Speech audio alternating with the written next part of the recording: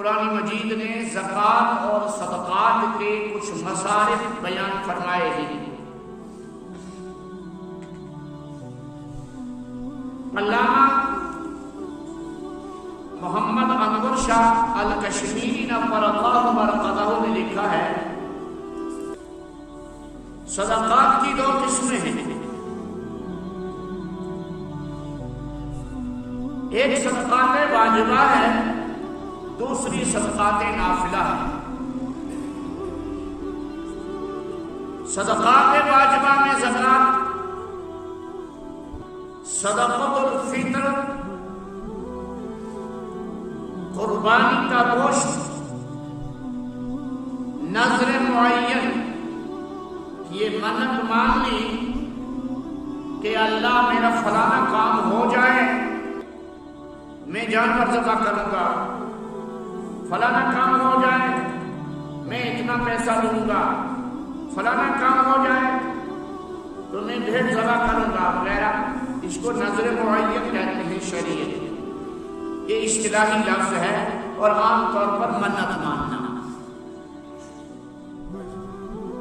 تو نذر معین مانی ہوئی نظر جو ہے، منت مانی ہوئی، چاہے 2 روپیہ پیسہ نقدی کی شکل میں ہو یا کسی کی شکل میں ہو، وہ واجب ہے۔ ان 4 اقسام میں سے کفارہ قسم واجب ہے، کفارہ زہار، کسی نے اپنی بیوی سے کہا انتی علیہ کظہر امی، تو مجھ پر ایسی ہے جیسے میری ماں ہے، انت علیہ کظہر بنتی کظہر اختی، تو مجھ پر ایسی ہے جیسے مجھے بیٹی ہے، جیسے مجھے بہن ہے۔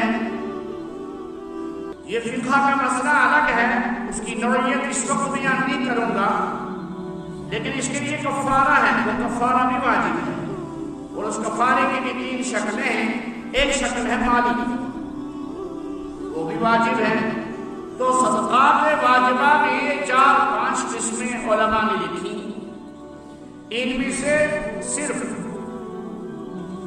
قربانی کا گوشت ہی ہے جو انسان خود کھا سکتا ہے،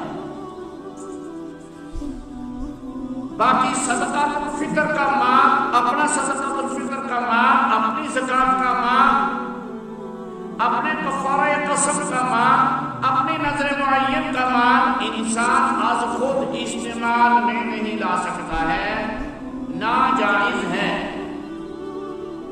وہ اضطراری کیفیات فقہا نے لکھی ہیں، وہ الگ ہے، لیکن جنرل مسئلہ میں آپ کو بتلا رہا ہوں کہ ھذا لا یجوز، یہ جائز نہیں ہے۔ پھر صدقات نافلہ ہے، دوسری چیز نفل صدقہ، مسجد شریف میں بھی لگے گا نفل صدقہ، مدرسہ میں بھی لگے گا نفل صدقہ، عام غریب مسکین فقیر کو بھی نفل صدقہ لگے گا، وہ صدقات نافلہ ہے۔ اور صدقات نافلہ میں سے خود بھی استعمال کرنا جائز ہے، خود بھی کھانا جائز ہے، اور دوسروں کو بھی کھلانا جائز ہے۔ الغرض صدقات واجبہ میں سے اہم قسم جو ہے وہ زکوٰۃ اور صدقۃ الفطر۔ زکوٰۃ اور صدقۃ الفطر کی مشروعیت ہی ہوئی ہے غریب اور فقراء کی اعانت اور استعانت اور دینی کاموں کی اشاعت کے لیے اور دینی کام میں لگے ہوئے افراد کی ضروریات کے لیے۔ یہ مسئلہ لکھا حضرت مولانا خالد سیف اللہ رحمانی نے قاموس الفقہ کے اندر۔ دیگر علماء اسلام اور فقہائے وقت نے بھی اس مسئلے کو صراحت کے ساتھ لکھا اپنی کتب کے اندر۔ زکوٰۃ کا پیسہ پل بنانے میں، سڑک بنانے میں، سرائے خانہ بنانے میں، مسجد بنانے میں، رفاہ عامہ کا کوئی اور کام کرنے میں ہرگز نہیں لگے گا، نہ صدقۃ الفطر کا پیسہ لگے گا، نہ زکوٰۃ کا پیسہ لگے گا، بلکہ صدقات واجبہ کے جتنی بھی اقسام ہیں ان اقسام میں سے کوئی بھی قسم ان چیزوں پر نہیں لگے گی، اس لیے کہ ان پانچوں اقسام جو صدقات واجبہ کی ہیں ان میں تملیک بنانا لازم الشرط ہے، جس کو آپ دے رہے ہیں اس کو مالک بنانا لازم ہے۔ مسجد میں زکوٰۃ اس لیے نہیں لگے گی کہ اس میں کوئی متعین شخص کوئی متعین فرد جو ہے مالک نہیں ہوتا ہے، یہ پورے عالم اسلام کی چیز ہے، پورے نوع انسانیت کے لیے ہے، سڑک پوری نوع انسانیت کے لیے ہے، وہ کسی کی ملکیت نہیں ہے، اس لیے وہ چیز جس میں ملکیت ثابت ہی نہ ہو اس میں صدقات واجبہ کی کوئی بھی مد دینا جائز نہیں ہے۔ فقیر اور مسکین کو دینا اس لیے کہ اس کے ہاتھ میں دینا وہ اس کا مالک بن جائے گا، مدرسے کا سفیر یا مدرسے کا محترم ناظم مدرسے کی طرف سے متعین کردہ فرد جو زکوٰۃ وصول کرنے کے لیے اور صدقات وصول کرنے کے لیے بھیجے جاتے ہیں، یہ مدرسے کے منتظمین کی طرف سے ان کو اختیار دیا جاتا ہے، اس لیے ان کے ہاتھ میں تھما کر زکوٰۃ دینا طلباء دین کے لیے یہ گویا کہ طلباء دین کو اس زکوٰۃ کا مالک بنانا ہے، اور اس طریقے سے زکوٰۃ مدارس میں دی جانے والی جو ہے وہ بالکل 100% درست اور ادا ہو جاتی ہے۔ تو قرآن مجید نے کہا انما الصدقات للفقراء والمساکین، جتنے بھی صدقات ہیں چاہے وہ نافلہ ہو چاہے وہ واجبہ ہو، لیکن یہاں صدقات سے مراد صدقات واجبہ ہی ہے، اس کے صدقات نافلہ ہر ایک لے سکتا ہے، صدقات نافلہ امیر کو بھی دیا جا سکتا ہے، لیکن صدقات واجبہ امیر کو نہیں دیا جائے گا، صرف غریب و فقراء کو، اور دین اسلام میں جو دین کی اشاعت کے کام کے ادارے ہیں تنظیمیں ہیں انہیں دیا جا سکتا ہے۔ وَإِنَّمَا الصَّدَقَاتُ لِلْفُقَرَاءِ وَالْمَسَاكِينِ، فقراء اور مساکین کے بارے میں میں نے پچھلی دفعہ بھی عرض کیا تھا کہ فقیر وہ ہے جس کے پاس ایک وقت کا بھی کھانا موجود نہ ہو، اور مسکین وہ ہے جس کے پاس کچھ وقت کے لیے کھانا موجود ہو، مہیا ہو، لیکن مالے کے نصاب وہ نہ ہو۔ علامہ خالد سعید اللہ دام برکاتہ نے اس کا برعکس بھی لکھا ہے، فقہائے حنابلہ اور فقہائے شافعی کا مقولہ پیش کر کے کہ اس کے برعکس بھی، یعنی مسکین کو کہ جس کے پاس کچھ بھی نہ ہو، اور فقیر وہ کہ اس کے پاس کچھ تھوڑا بہت موجود ہو، اس کے برعکس کی یہ تعلیم بھی ہے۔ لیکن جب ہم قرآن مجید کا گہرائی سے مطالعہ کرتے ہیں تو سورۃ الکہف کے اندر ایک ٹکڑا آتا ہے، ایک آیت آتی ہے، وَأَمَّا الْمَسَاكِينَ يَعْمَلُونَ فِي الْبَحْرِ فَأَرَدتُّ أَنْ أَعِيبَهَا وَأَمَّا السَّفِينَةُ فَكَانَتْ لِمَسَاكِينَ يَعْمَلُونَ فِي الْبَحْرِ فَأَرَدتُّ أَنْ أَعِيبَهَا وَكَانَ وَرَاءَهُمْ مَلِكٌ يَأْخُذُ كُلَّ سَفِينَةٍ غَصْبًا۔ اس ٹکڑے میں خضر علیہ السلام اور موسیٰ علیہ السلام کی ایک واقعہ بیان کیا ہے کہ کشتی میں سوار ہوئے تھے تو خضر علیہ السلام نے کشتی میں سوراخ کر دیا اور موسیٰ علیہ السلام نے اعتراض کیا کہ آپ نے کشتی میں سوراخ کیوں کیا؟ یہ ایک مسکین اور فقیر کے لیے ذریعہ معاش تھا. اس کی وجوہات آگے قرآن مجید میں خضر علیہ السلام کی زبان بیان فرمائی ہوئی ہیں، وہ مجھے بیان نہیں کرنا ہے. مجھے یہ استدلال پیش کرنا ہے کہ خالد سیف اللہ تعالیٰ برکاتہ اور دیگر وقت کے مفتیان کرام نے یہ لکھا کہ مسکین وہ ہے جس جو کوئی نہ کوئی کام کر رہا ہو، جس کے ہاتھ میں کوئی کسب ہو، جس کے ہاتھ میں کام کا کوئی آلہ موجود ہو، لیکن وہ اس کمائی سے مالے کے نصاب نہیں بن رہا ہے. اس کمائی سے وہ اتنا زیادہ کما نہیں رہا ہے جو مالے کے نصاب بن کر دوسروں کو بھی دے، اور پھر بھی اس کمائی حاصل شدہ کمائی سے وہ خرچ کرنے کے باوجود بھی اپنے اہل و عیال اور اپنے خرچے کے لیے محتاج رہتا ہے. اس کو مسکین کہتے ہیں. انما الصدقات للفقراء والمساکین.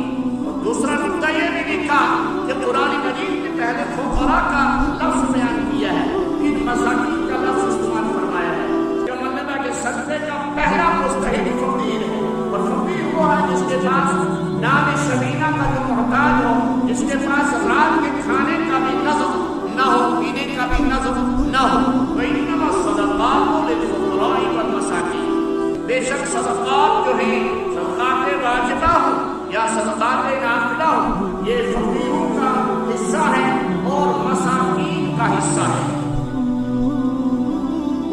زکوٰۃ کے اور صدقۃ الفطر کے بہت سارے مسائل کتب فقہ کے اندر بھی موجود ہیں، اور احادیث نبویہ صلی اللہ علیہ وسلم کے اندر بھی بہت بڑا ذخیرہ موجود ہے. فضائل بھی موجود ہیں، مسائل بھی بیان کیے ہوئے ہیں. جس طرح زکوٰۃ کے بارے میں عرض کیا کہ یہ فقیر اور مسکین کے کھانے پینے کا نظم، ان کی ضروریات کا تکفل، اور دینی اداروں میں رہنے والے، پڑھنے والے، پڑھانے والے طلباء کے لیے اور علماء کے لیے اس کا نظم رہتا ہے. اس کے لیے اس کی مشروعیت ہوئی ہے. اس سلسلے میں قرآن مجید کی آیت یاد آئی. سورۃ البقرہ کے اندر پارہ نمبر 30 کے اندر آیت آتی ہے، للفقراء الذین احصروا فی سبیل اللہ لا یستطیعون ضربا فی الارض یحسبهم الجاہل اغنیاء من التعفف لا تعرفهم بسیماهم لا یسألون الناس الحافا وما تنفقوا من خیر فإن اللہ به علیم. اس آیت میں ایک اہم بات بیان کی جا رہی ہے کہ تمہارے صدقات نافلہ اور صدقات واجبہ کے مستحق ترین جماعت وہ ہے، وہ فقراء کی جماعت ہے، وہ محتاج لوگوں کی جماعت ہے. احصروا فی سبیل اللہ، جو دین کے کام میں گھیر دیے گئے ہیں، جو 24 گھنٹے دین کا کام میں، دین کے کام میں، فی سبیل اللہ اے فی دین اللہ، اللہ کے کام میں، اللہ کے دین کے کام میں لگے رہتے ہیں. احسان ان کا حساب اسی میں ہو گیا ہے. لا یستطیعون ضربا فی الارض. وہ اگر وہ کام چھوڑ کر بازار میں جائیں گے، مارکیٹ میں جا کے دوسرا کام سنبھالیں گے اور دوسرا کام لیں گے، وہ دکانداری کریں گے، وہ کوئی اور تجارت کی سبیل اختیار کریں گے، وہ کوئی اور معاشی کام کریں گے، تو یہ کام جس کام کے لیے اللہ نے ان کا انتخاب کیا ہے، یہ کام متاثر ہو کر رہے گا. یہ کام بالکل ہونے کا نہیں. تو فرمایا احصروا فی سبیل اللہ لا یستطیعون ضربا. وہ زمین میں جو ہے وہ چلنے کا انہیں، اور زمین میں جا کے، مارکیٹ میں جا کے کام کرنے کا ان کے پاس وقت ہی نہیں ہے. یحسبهم الجاہل اغنیاء من التعفف. وہ اپنے آپ کو ظاہر نہیں ہونے دیتے، وہ اپنے فقر کو ظاہر نہیں ہونے دیتے، اپنی محتاجی کو ظاہر نہیں ہونے دیتے. فقر اور محتاجی سے بچ کر اپنے آپ کو بچا کر رکھتے ہیں. تو جاہل لوگ جو ہیں وہ سمجھتے ہیں کہ یہ بڑے امیر ہیں. یحسبهم الجاہل اغنیاء من التعفف تعرفهم بسیماهم. جبکہ غربت اور افلاس اور ضروریات جو ہیں وہ ان کی پیشانی سے ظاہر ہو رہی ہیں. لا یسألون الناس الحافا. وہ لوگوں سے چمٹ کا سوال نہیں کرتے ہیں، نہیں دینا ہی دینا ہے، نہیں دینا ہی دینا ہے.